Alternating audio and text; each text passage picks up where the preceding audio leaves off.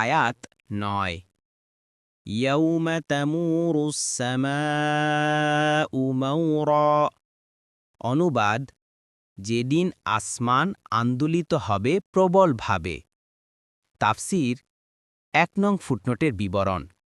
আরবি ভাষায় মৌর শব্দটি আবর্তিত হওয়া, কেঁপে কেঁপে ওঠা, ঘুরপাক খাওয়া, নড়েচড়ে ওঠা এবং বারবার সামনে ও পেছনে চলা বোঝাতে ব্যবহৃত হয়।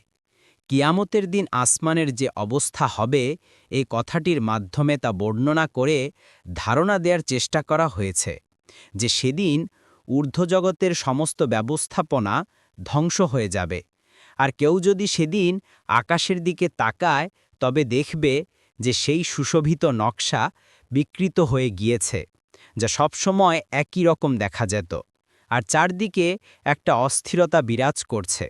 দেখুন ফাতহুল কদির ইবনে কাফির। আয়াত ১০ ওয়াতাসিরুল জিবালু সাইরা। অনুবাদ: আর পর্বত পরিভ্রমণ করবে দ্রুত। তাফসির ১ নং ফুটনোটের বিবরণ।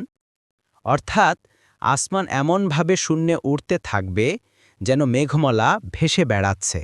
এভাবে পাহাড় নিজ অস্তিত্ব বিপন্ন হয়ে বিক্ষিপ্ত ধূলিকণায় রূপান্তরিত হয়ে যাবে। ফাতহুল কদির।